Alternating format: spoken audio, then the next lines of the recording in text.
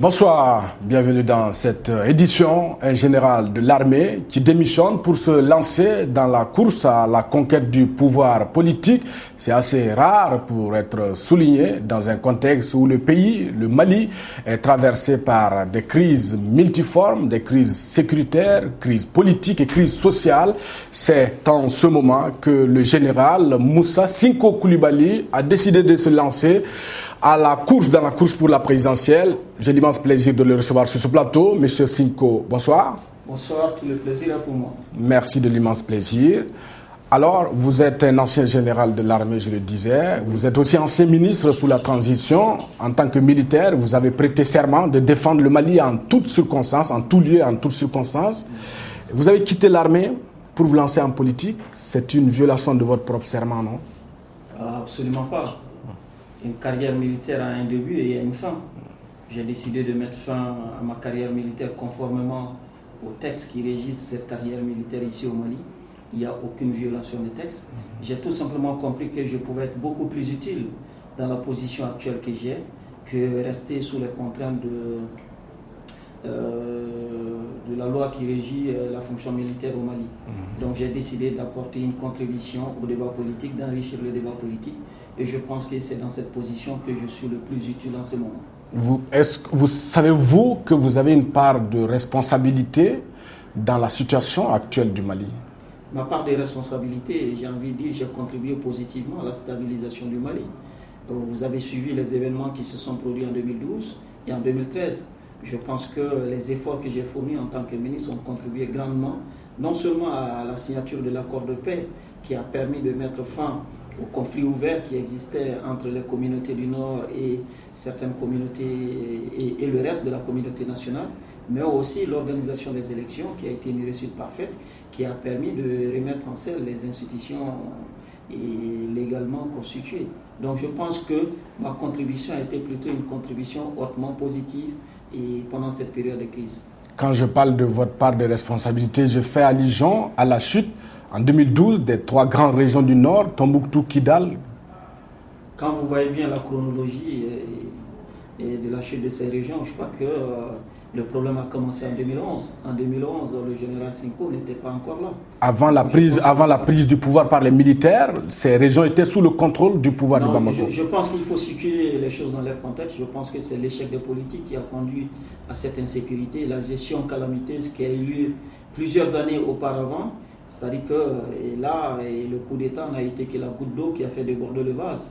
C'est comme ça que j'ai compris et c'est comme ça que je continue toujours à expliquer ce qui s'est passé pendant cette période. Là, c'est l'échec des politiques qui a fait que les militaires ont fait irruption sur la scène politique. Mais heureusement, les militaires ont toujours prouvé que leur ambition, ce n'était pas de garder le pouvoir. Cette période de parenthèse n'a duré que quelques semaines. Après, il y a eu la période de transition qui a été dirigée par le président Dioncounda Traoré. En même temps, le remède que vous avez proposé s'est révélé pire que le mal que vous avez voulu combattre. Au contraire. Pendant une année, vous n'avez pas dépassé Sévaré. Vous étiez venu pour redresser le Mali. Avec votre arrivée, les trois régions du Nord sont tombées. Je pense que, encore une fois, je dis, il faut situer les choses dans leur contexte. Il y a des politiques qui étaient là, qui n'ont pas su gérer la question démocratique d'abord. Le jeu démocratique, c'était essentiellement ça. Des politiques qui étaient là, qui n'ont pas su gérer la question de l'administration du territoire.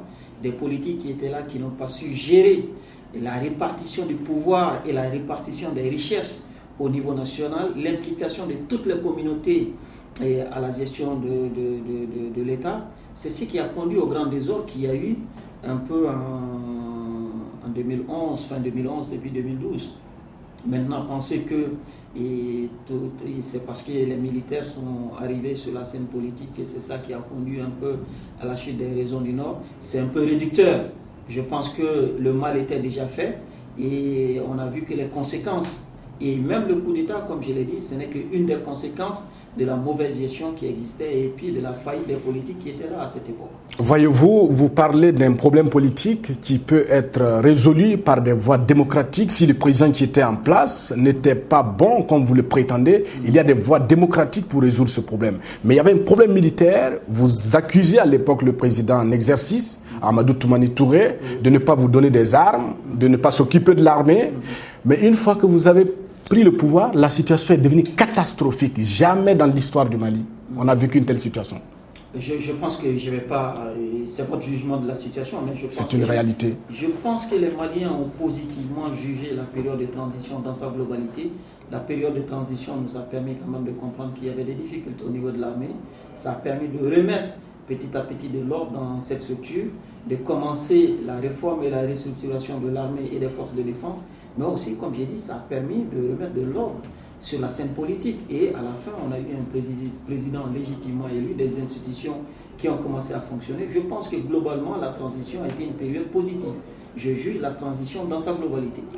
Pour moi, c'est loin de la réalité parce que vous êtes venu pour défendre le Mali. En une année, aucun de vous n'a dépassé Sévaré. Il n'y a que le capitaine Sanogo qui est parti là-bas une fois. Vous auriez pu prendre les armes et partir. Il a fallu l'intervention de la communauté internationale. La défense de la nation, c'est une notion beaucoup plus complexe et beaucoup plus grande que ce que vous imaginez. Que je maîtrise parfaitement. Je ne dis pas que vous ne maîtrisez pas, je dis que pour moi, la notion de défense de la patrie, c'est une notion beaucoup plus grande et beaucoup plus complexe. Peut-être que vous maîtrisez cette notion, mais vous êtes en train de la réduire à un simple fait de prendre une arme et d'aller s'exhiber quelque part. Défendre une nation. Puisque vous reprochez à l'ancien président de ne pas vous donner des armes. La défense de la nation doit reposer sur plusieurs piliers. Ça ne doit pas être seulement prendre des armes. Si la solution c'était uniquement militaire, peut-être qu'on aurait déjà trouvé la solution. Ah oui. La solution n'est pas que militaire. La solution doit être politique, la solution doit être économique, la solution doit être aussi sécuritaire. La solution de la paix et de la stabilité au Mali, ça ne passe pas par les armes. Donc vous êtes d'accord avec l'ancien président lorsqu'il disait qu'on ne peut pas résoudre la crise malienne que par les armes? Donc le coup d'État n'avait pas sa raison d'être. On n'est pas en train de faire le jugement du coup d'État, on est en train de faire le jugement de la gestion à un moment donné du pays, cette gestion qui a conduit à une situation catastrophique sur tous les plans. Puisque c'est le coup d'État qui nous a menés là où on est aujourd'hui. Non, absolument pas. Le coup d'État ne vous a pas amené à ça. Le coup d'État est venu comme le constat de l'échec d'une politique, le constat de l'échec de la gouvernance. C'est ce que je vous dis. Le coup d'État a été tout simplement la goutte d'eau, comme je dis. Il a aggravé la situation. Absolument pas. Le coup d'État est venu mettre fin à cette dérive qui était là et ça a permis à tout le monde de prendre conscience que oui, le pays va très très mal et qu'il faut changer les choses. C'est ce qui a été fait pendant la transition. Et avec la mise en place du gouvernement de transition, on s'est attelé à faire deux choses. La mise en place des institutions à travers les élections, mais aussi la sécurisation du territoire national, la libération des régions du Nord. À la fin de la transition, tous ces objectifs avaient été atteints. Grâce à la communauté internationale. Et je pense qu'avec la communauté internationale, avec les amis du Mali, le Mali par le passé a eu à aider des pays. Et si le Mali est en difficulté et que les amis du Mali viennent aider le Mali, c'est pas grave. C'est ce qui avait été proposé par l'ancien régime aussi, non? L'ancien régime, oui, sous le président ATT, il avait dit qu'il a appelé la communauté internationale à se mobiliser. Il a dit que ce n'est pas une question qu'on peut résoudre par la guerre, parce qu'il est général, il connaît ce que c'est que la guerre. Oui, vous avez dit qu'on ne vous donne pas des armes, vous avez besoin de libérer le pays, vous n'avez plus le pouvoir et le pays est assombrer. Mais quand vous avez une armée, l'armée a besoin d'être équipée, d'être formée et d'être mise dans les conditions idoines pour pouvoir remplir sa mission. C'est valable pour tous les pays du monde, en période de guerre comme en période de paix. Donc si l'armée dit oui, nous sommes sous-équipés, nous avons besoin d'équipement, je pense que c'est légitime. Ça doit être un peu le souci de tous les politiques d'avoir une armée, un minimum soit peu opérationnelle. Donc si on a une armée pas opérationnelle et que les militaires disent oui, pour remplir notre mission, nous avons besoin d'armes, nous avons besoin de formation, nous avons besoin d'équipement, nous voulons être mis dans les conditions les meilleures pour pouvoir remplir notre fonction, je pense que c'est respectable, ça doit être accepté. Je ne vois pas où est le problème à ce niveau. Est-ce que ce n'est pas l'embourgeoisement de l'élite de l'armée qui a conduit à la déliquescence de la structure de l'armée? Non, je pense que c'est la corruption de l'élite politique qui a conduit... Militaire aussi? Non, absolument pas. C'est la corruption de l'élite politique qui a fait qu'on a essayé de mettre l'armée dans une position où elle n'était plus en mesure de remplir sa mission. Pourquoi avez-vous décidé de vous lancer à la conquête du pouvoir politique? C'est le constat de l'état de la nation en cette période qui fait qu'aucune institution ne fonctionne correctement, qui fait qu'il n'y a aucune forme d'institution aujourd'hui capable d'assurer la sécurité des biens et des personnes sur l'ensemble du territoire national. C'est l'état de la situation actuelle qui fait que les communautés sont divisées, séparées, que les communautés s'entretuent entre elles. C'est l'état de la nation qui fait aujourd'hui qu'il n'y a pas d'école, qu'il n'y a pas de système de santé efficace, qu'il n'y a pas d'eau potable pour les populations, qu'il n'y a pas de route, qu'il n'y a pas d'autosuffisance alimentaire. Devant tout ce constat, et avec ma petite expérience de la transition, qui m'a permis de comprendre que ce qui nous arrive aujourd'hui n'est pas une fatalité, que nous avons nous-mêmes une part de responsabilité. Quand je dis nous-mêmes, il ne s'agit pas du général Moussa Senko Coulibaly, mais c'est le système national qu'on a mis en place, le système de gouvernance qui ne fonctionne pas, qui fonctionne uniquement pour quelques personnes, qui est là uniquement pour enrichir quelques personnes, pour servir quelque chose. Il faut sortir de cette gouvernance. Il faut une gouvernance pour l'ensemble de la communauté nationale. Il faut une gouvernance qui permet aujourd'hui aux jeunes Maliens d'aller à l'école, d'apprendre à l'école. Il faut une gouvernance qui permet aujourd'hui à tout le monde d'avoir des opportunités économiques sur l'ensemble du territoire. Il faut une gouvernance aujourd'hui qui n'est pas basée sur le clientélisme, qui n'est pas basée sur la famille, qui n'est pas basée sur un parti politique ou un groupe de gens qui s'échangent entre eux et en disant oui, le pouvoir c'est pour nous, nous allons garder, nous allons faire du pouvoir ce que nous voulons. Il nous faut une gouvernance où ce n'est pas l'argent qui est au roi et qui décide de tout. C'est ce que nous voulons changer. Aujourd'hui, nous sommes capables, nous Maliens, d'avoir un dialogue national qui peut nous permettre de mettre fin au conflit entre Maliens. Nous sommes capables d'avoir un dialogue national qui peut permettre d'avoir une répartition des pouvoirs sur l'ensemble du territoire national où tout le monde va être impliqué dans la gestion des affaires au niveau local. Monsieur Senko, selon les informations de sources crédibles, c'est lorsqu'on a décidé de vous affecter à Sévaré sur la ligne de front que vous avez décidé de démissionner de l'armée. Les lois qui régissent l'armée n'ont pas été votées il y a quelques jours. Ces lois ont été votées il y a des années, il y a plusieurs mois. Ce sont ces lois qui autorisent le général Senko à avoir la position qu'il a actuellement. Si ces lois étaient si mauvaises, on n'allait jamais les voter auparavant. C'est parce qu'on a compris qu'à certains moments, il faut laisser la liberté et le choix à certains militaires d'aller faire autre chose, d'aller servir la nation autrement. C'est ce que j'ai essayé de faire. Ces lois n'ont pas été votées pour la général Senko. Mais ma question, elle est précise. Si le général Senko a utilisé cette opportunité pour dire oui, je vais servir le pays autrement, il ne faut pas avoir une autre interprétation de la chose. C'est le son. Nous sommes dans un pays démocratique, il faut respecter les lois de la République. Si le général Senko devait être affecté, je ne sais pas où, mais que l'opportunité lui était donnée aussi de faire un choix meilleur pour servir son pays, il faut respecter ce choix. Moi, je vais servir mon pays pleinement à 100%. C'est ce que j'essaie de faire. J'ai dit en restant sous les contraintes du statut des militaires, ça me permettait uniquement de m'intéresser aux questions de sécurité. On va parler de ces aspects de votre offre politique. C'est pas ce que je faisais ces dernières années. Depuis la transition, un ministre, c'est plus politique qu'autre chose. Quand j'ai géré les partis politiques, quand j'ai géré les élections, quand j'ai géré... On parlait de tous ces aspects. Pendant la transition, vous pensez que j'étais plus militaire que civil? Mais M. Senko, ma question, M. Coulibaly, ma question elle est claire. Ce qu'il faut comprendre, c'est que civil ou militaire, quelle que soit votre position, vous devez pouvez servir le pays de votre énergie, de votre temps et de votre potentialité et capacité et compétence à servir votre pays. C'est ce que j'ai toujours fait. Ma question, ce n'est pas de dire je suis militaire, je ne suis pas militaire. J'ai toujours essayé de servir fidèlement mon pays partout où j'ai été. Mais ma question, elle est précise. Oui. Pourquoi c'est au moment où on a voulu vous affecter à Sévaré sur la ligne de front que vous avez décidé de démissionner de l'armée? Vous avez accusé l'ancien président d'être un général fuyard. Vous-même, vous fuyez vos responsabilités, non? Si vous voyez la hiérarchisation des choses dans un pays, difficilement après avoir été ministre, sauf si on décide de vous sanctionner, tel n'était pas mon cas. Vous êtes dans un pays en guerre, vous êtes général. On peut difficilement vous mettre à un niveau de chef de bataillon ou je ne sais pas quoi. Vous sortez des Saint-Cyr. Donc non, attendez, j'ai été ministre de la République, il faut respecter cette fonction, il faut respecter aussi ces niveaux de responsabilité. Quand vous nommez quelqu'un ministre de la République et après, vous ne pouvez pas le nommer chef de bataillon, donc c'est contradictoire. Dire que oui, il devait commander une unité au front, tout ça c'est des histoires. Mais on était dans un contexte particulier? Non, que ce soit dans un contexte particulier ou pas, dans une armée, dans une institution, chacun a un rôle précis, chacun a une place précise. Vous comprenez? Donc ici au Mali, regardez les postes d'affectation des généraux, je pense que c'est pas les généraux qu'on prend pour aller commander des bataillons. Donc demandez que le général Cinco devait aller commander un bataillon ou je sais pas, un régiment, je ne sais pas où, au niveau de quel front. Je pense que ça relève plus des spéculations qu'autre chose. Mais vous êtes un sortant de Saint-Cyr, vous avez fait l'école de guerre, c'est l'une des plus prestigieuses au monde. Oui. Votre pays traverse une crise inédite, vous avez les compétences nécessaires. Absolument. Devrez-vous, vous aurez plutôt fait comme De Gaulle, aller au nord, défendre votre pays, plutôt que de vous cacher derrière votre titre d'ancien ministre, non? Vous savez ce que je suis en train de faire maintenant? Je suis en train de chercher à devenir le chef suprême des armées.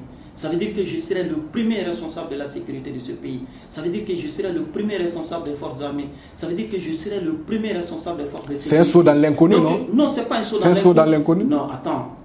Il ne faut pas avoir peur des obstacles. Celui qui ne se bat pas, il n'obtient rien. Ouais. Donc moi, je n'ai pas peur de me battre. J'ai envie d'apporter des solutions parce que j'ai des solutions, parce que j'ai une expérience, parce que j'ai un savoir-faire.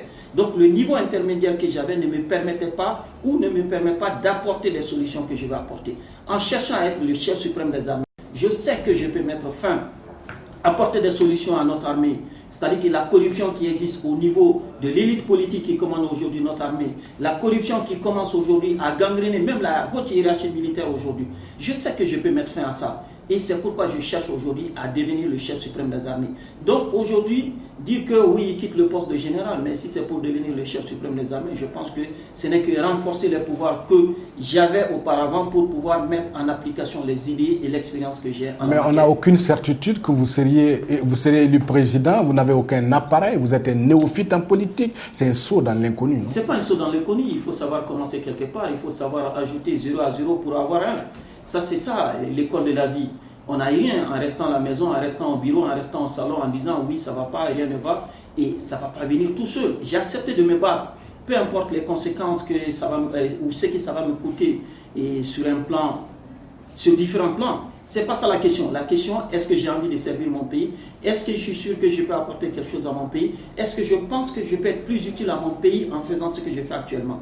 Je ne me soucie pas de savoir si je pars des zéros ou pas. J'ai accepté de partir des zéros et je sais que je peux partir des zéros, arriver à la victoire au mois de juillet prochain. Après votre départ, après votre démission, votre réquisitoire contre le président en place est très violent et virulent. Comment un général de votre trempe peut-il s'adonner à un tel discours? Ce n'est pas un réquisitoire, c'est juste des faits qu'on a juste relevés. La tenue et la retenue, c'est un principe dans l'armée? Non, en fait, il faut appeler un chat un chat. À partir du moment où la liberté de parole est reconnue dans notre démocratie, à partir du moment où on utilise des mots gentils, courtois et qu'il n'y a pas de violence verbale, je pense qu'il ne faut pas avoir peur de dire les mots clairement. En 2013, c'est qu'on a dit que le bilan n'est pas bon. Je pense que tous les Maliens, 9 Maliens sur 10 partagent ce constat. En disant que la paix n'est pas revenue, 9 Maliens sur 10 partagent ce constat. En disant que la sécurité n'est pas là, 9 Maliens sur 10 partagent ça. En disant que l'économie tourne à l'arrêt, je pense que c'est partagé par une majorité des Maliens. Donc je ne fais que relever et dire à haute voix ce que certains avaient hésité à dire auparavant. En 2013, oui, avant même la proclamation des résultats, vous avez dit que c'était irréversible, qu'il allait gagner dès le premier tour. Les résultats ont montré autre chose. Est-ce que vous regrettez? Je pense que certains ont mal interprété ou mal compris ce qui a été dit. Chacun a essayé de comprendre la chose à sa façon, mais je pense qu'en revoyant les images, en écoutant ce qui a été dit, et il a été clairement dit, on a interprété les informations qu'on avait à notre niveau et qui donnaient des tendances. Donc c'est sur ces tendances qu'on a donné. Et après, quand on a eu tous les résultats, on a donné aussi le résultat définitif. Donc je pense qu'il n'y a pas lieu de polémique à ce niveau. Avant de parler de votre offre politique, quels sont vos rapports avec le général Amadou Aya Sanogo? Il est actuellement détenu. Oui, comme je l'ai dit à plusieurs reprises, il est un ami, il reste un ami. Mais il est déçu un peu de vous, non? Ben, c'est ce que vous pensez. J'ai échangé avec lui quelques fois quand il était à Kati et que vous étiez ministre, il n'arrivait même pas souvent à vous joindre au téléphone. Je pense qu'on parle de l'actualité. Nos relations sont excellentes. Mais une fois que vous êtes devenu ministre, vous avez pris vos distances avec lui? Non, je ne crois pas. Nos relations sont excellentes. Nos relations ont toujours été bonnes et nos relations sont excellentes aujourd'hui. On m'a dit que vous rendez visite à sa famille très souvent. Ça, c'est du domaine de la vie privée. Je n'aimerais pas discuter de ça. Que pensez-vous de son sort? Pour ce qui concerne l'aspect purement juridique, je pense que nous devons faire confiance à la justice de notre pays et voilà, attendre à ce que la justice se prononce. Moussa Senko Coulibaly, président de la République du Mali, quelles seront les priorités? La priorité, c'est la bonne gouvernance. Parce que je pense que tous les problèmes qui nous arrivent aujourd'hui, 80 à 90%, c'est par un déficit de bonne gouvernance. La corruption a atteint des niveaux insoupçonnés, la dilapidation des biens de l'État, le clientélisme, le népotisme, toutes sortes de ces mots qui minent aujourd'hui la société malienne.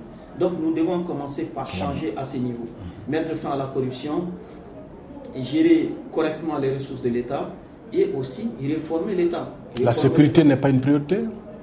Pour réformer ça, il faut un pays uni. J'ai parlé de la priorité numéro 1 qui est la bonne gouvernance. Et bien évidemment, cette bonne gouvernance doit s'exercer dans un contexte sécuritaire, maîtrisé, un pays en paix et stable. Et pour ces aspects, on a d'abord quelques pistes de réflexion. J'ai parlé du dialogue national, mais aussi on a un accord de paix qui a été signé, qui a du mal à avancer. Il faut commencer à mettre effectivement en application cet accord de paix et voir les difficultés d'application réelles qui peuvent exister. Et, comme j'ai dit, le dialogue national nous permettra, entre nous Maliens, de réfléchir à ces aspects et de proposer des solutions. Parce qu'un processus de paix reste un processus dynamique. Après la signature d'un document, il y a d'autres aspects qui peuvent surgir. Soit ces aspects ont été oubliés ou n'ont pas tout simplement pas été pris en compte à un moment donné. Donc il ne faut pas s'attendre à ce qu'un texte qui a été signé à un moment donné, que ce texte-là reste définitivement figé. Il faut pouvoir être souple dans l'application, être flexible dans l'application, ajouter toute chose qui peut permettre d'améliorer dans le sens de la stabilité, de la paix et de la sécurisation du territoire national. Donc il faut la bonne gouvernance, mais il faut que ça se fasse dans un contexte de paix, de stabilité et dans un contexte sécuritaire maîtrisé sur l'ensemble du territoire national. Mais aussi, même au-delà du territoire national, il faut que le Mali devienne, aujourd'hui nous sommes presque un problème pour les pays voisins, mais il faut que demain et dans un an, le Mali commence à devenir une solution pour les pays. Non seulement on aura une sécurité suffisante sur l'ensemble du territoire national, mais nous pourrons commencer à aider les pays voisins et même d'autres pays sur un plan sécuritaire par rapport à tout ce qui est djihadisme, à tout ce qui est extrémisme, à tout ce qui est trafic des différentes natures qui ne sont pas autorisés sur le territoire national. Vous êtes un ancien militaire, donc vous connaissez mieux les problèmes de l'armée malienne et de son drame. Pour vous, qu'est-ce qu'il faut aujourd'hui au Mali pour bâtir une armée digne des défis, c'est-à-dire comme on était en 1962 sous Modibo Keïta, où il a refusé la présence des forces armées étrangères sur son sol et il a maté la rébellion? Je dis, la solution ne peut pas être que militaire par rapport aux grands défis de l'ère. Je pense que le plus grand défi qu'on a, c'est la corruption par exemple. Mais pour revenir à l'armée, on a une armée qui est très disciplinée, une armée qui se bat tous les jours. Il faut même profiter pour remercier tous les militaires et rendre hommage à tous les militaires qui se battent au quotidien pour défendre la nation, le territoire national, les biens et les personnes. Nous n'avons pas besoin de grand-chose. Nous avons besoin, comme j'ai dit, de mettre fin à la corruption qui existe au sommet de l'armée, que ce soit l'élite politique ou que ce soit l'élite civile ou militaire corrompue à la tête de cette institution. Si nous arrivons à faire ça, le reste, ça va devenir facile. Et on remet en place un minimum d'équipement, un minimum de formation, mais aussi un minimum de recrutement pour permettre d'avoir le nombre suffisant qu'il faut pour couvrir. On a un territoire qui est assez grand.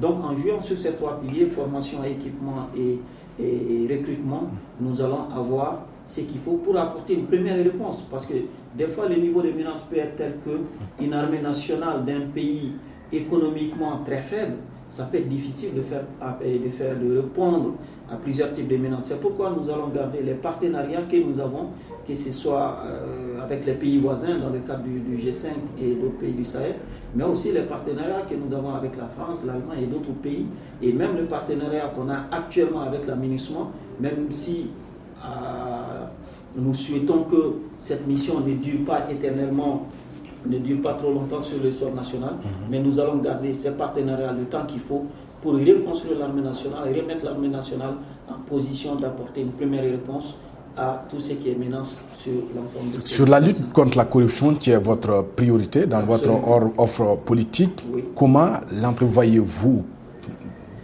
au-delà du discours? Non, au-delà du discours, aujourd'hui, ce que je peux garantir au peuple malien, c'est de dire, aujourd'hui, la corruption qui mine notre société, c'est la corruption qui remonte jusqu'à la présidence de la République, c'est la corruption qui remonte jusqu'au ministre, c'est la corruption qui remonte jusqu'aux hauts responsables politiques, jusqu'aux policiers, des partis qui gouvernent ce pays.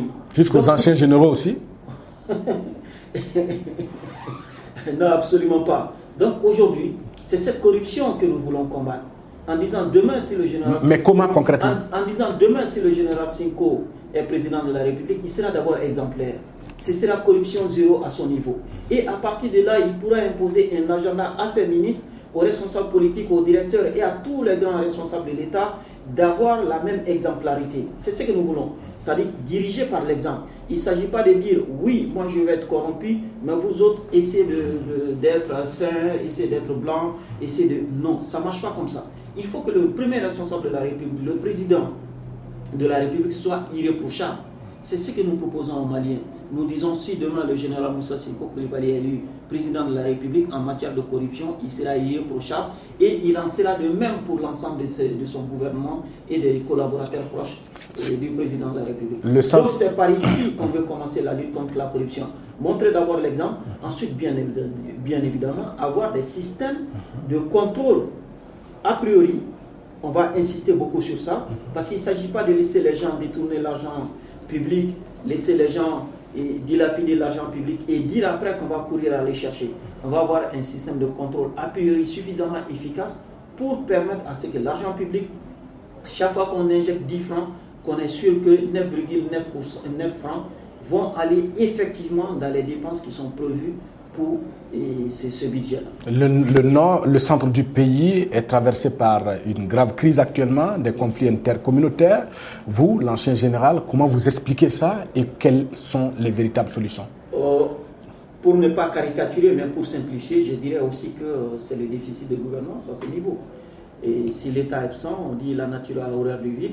L'État a été absent sur beaucoup de plans dans ces zones pendant très longtemps. Et bien évidemment, malheureusement pour le Mali, malheureusement pour nous tous, c'est des groupes armés qui se sont installés dans ces régions, qui dictent la loi et qui gouvernent, j'ai envie de dire, dans ces régions.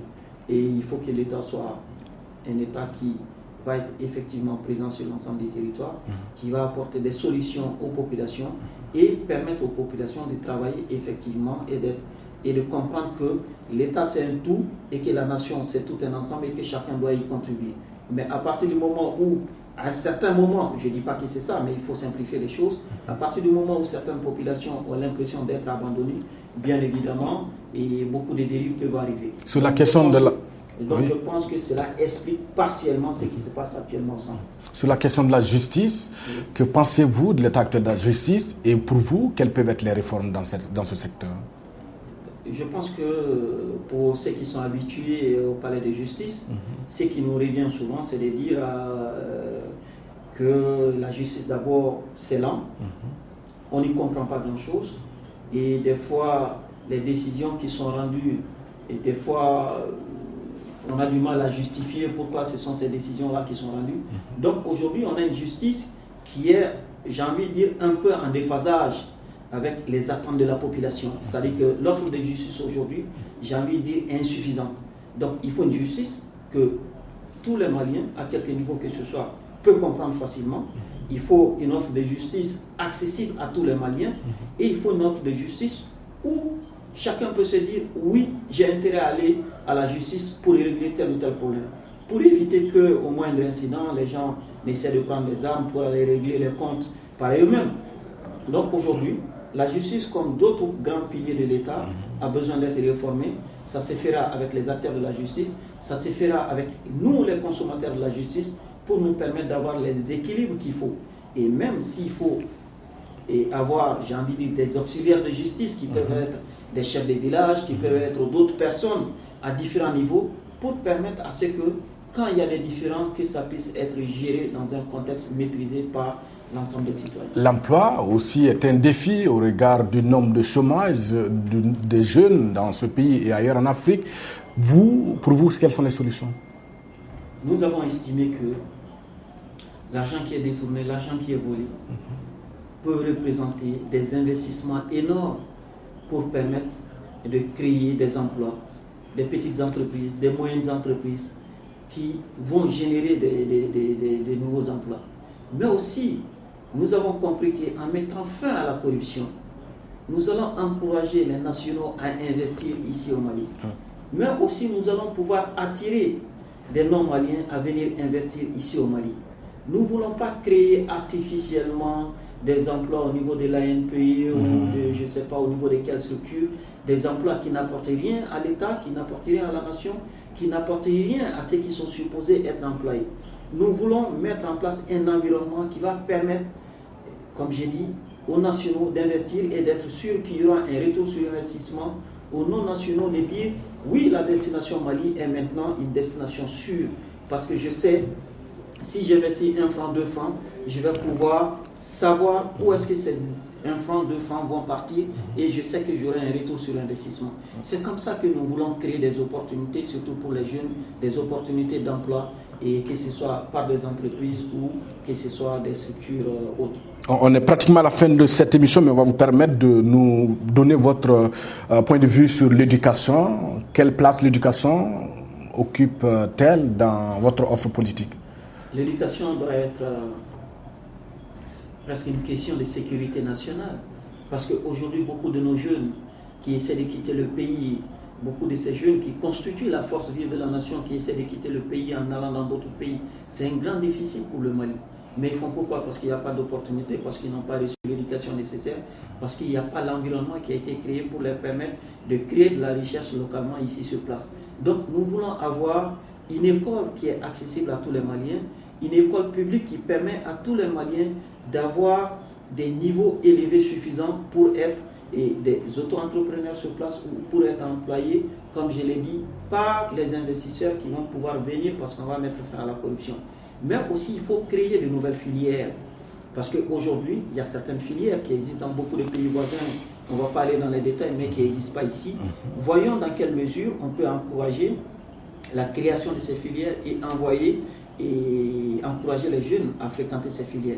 Mais aussi, ce qu'il faut, il faut s'assurer que la formation que nous donnons, c'est-à-dire que la formation des formateurs, les enseignants, les maîtres, etc., il faut qu'à ce niveau, qu'on ait des coopérations avec des pays qui ont des systèmes éducatifs beaucoup plus avancés que le nôtre, avoir des partenariats qui vont permettre à ce qu'on puisse bénéficier de formation de formateurs pour nos enseignants, pour nos chercheurs, et qu'en retour, on puisse avoir à l'intérieur ici un système éducatif efficace. C'est-à-dire qu'il faut une école publique, et par exemple, au niveau de l'éducation de base, il faut qu'on s'assure que les enfants n'aient pas besoin de faire 15 km, 20 km, 10 km tous les matins pour aller à l'école et revenir. Il faut qu'on puisse rapprocher l'éducation des enfants, que les enfants entre il faut des infrastructures jusqu'à 12 ans et l'école à côté, qu'ils n'aient pas besoin de marcher je ne sais pas combien de kilomètres pour. Et aussi, bien évidemment, un enseignement de qualité. On va insister sur ça. En cas de second tour entre le président sortant, Ibrahim Boubacar Keïta, et quelqu'un d'autre de l'opposition, pour qui allez-vous appeler à voter? Nous sommes absolument confiants que nous serons au second tour. Au cas contraire? D'ailleurs, nous sommes dans la compétition, c'est pour gagner. Mais ça reste une compétition, je n'ai jamais gagné d'avance. Et nous sommes aujourd'hui dans la posture de dire, si nous ne sommes pas au deuxième tour, nous allons regarder qui seront au deuxième tour et nous allons décider. En cas de second tour entre le président sortant et puis quelqu'un d'autre de l'opposition, est-ce que vous serez prêt à soutenir Ibeka? Nous avons dit que le bilan du président sortant est désastreux et catastrophique. Nous ne voulons pas vivre 5 années encore de désastre. Et s'il gagne, comment entrevoyez-vous votre propre avenir? Nous avons fait le tour du Mali. Il est impossible que le président sortant gagne aujourd'hui. 9 Maliens sur 10 souhaitent le changement. Vous n'avez aucun sondage pour dire 9 Maliens sur 10? J'ai été de Kaye à Ménaka, j'ai fait l'ensemble du territoire national, toutes les grandes communes, tous les cercles du Mali. Je suis allé hors du Mali, j'ai rencontré toutes les grandes communautés du Mali hors du Mali. Et à mon avis, j'ai pu prendre la température et j'ai compris le sentiment qui anime une majorité des Maliens. Si le jeu démocratique est respecté, aujourd'hui, le président sortant n'a aucune chance de succéder à lui-même. Il a un parti qui est fort, qui est l'un des partis les plus ancrés dans le Mali profond, mais aussi il est soutenu par l'ADEMA et beaucoup d'autres partis, une soixantaine. Il est le principal favori de cette élection, non? Il peut avoir un parti fort, mais aujourd'hui, 90% des Maliens... Vous n'avez pas de preuve de ce que vous dites. Vous n'avez aucun sondage pour dire 90%. Il n'y a pas eu d'études. Quand je vais sur le terrain, je parle aux gens. Mais quand on fait une assemblée de 100 personnes et que ces 100 personnes vous disent presque spontanément qu'on veut le changement, mais ça donne quand même des indications. Peut-être c'est parce qu'on veut bouffer avec vous. Parce que les gens veulent de l'argent, on est en politique. Heureusement, nous on n'a pas d'argent, on ne fait pas comme les autres, c'est justement ce qu'on veut changer. L'argent ne doit pas être le roi de la politique ici au Mali. On doit pouvoir convaincre les gens par les solutions que nous proposons, nous devons convaincre les gens par l'exemple que nous voulons donner, par la rigueur et le sérieux qu'on veut mettre dans le travail. Donc aujourd'hui, toutes les personnes qui nous suivent, si c'était à cause de l'argent, ils n'allaient pas nous suivre. Et même c'est à cause des solutions que nous proposons que ces gens-là nous suivent aujourd'hui. Et quand je dis aujourd'hui que 80% des Maliens, 80 à 90% des Maliens ne suivent pas les partis politiques. Moi, je suis journaliste, je ne peux pas croire en des études. Si c'est vous qui le dites, on n'a pas de preuves, il n'y a pas un sondage. Si vous dites 80, 90%, il n'y a pas de sondage. Nous qui sommes ici dans la salle, dans ce studio-là, en train de faire cet enregistrement, nous sommes tous d'accord qu'il faut un changement dans ce pays. Donc, moi, je n'ai pas de position, par exemple. Parce que vous refusez de dire ça sur le plateau. Vous êtes convaincu que ce Mali a besoin de changement et sincèrement qu'on ne peut pas continuer avec cette situation d'insécurité au centre et au nord du Mali, qu'on ne peut pas continuer avec ce processus de paix qui n'avance pas, qui est plutôt en train de s'enliser.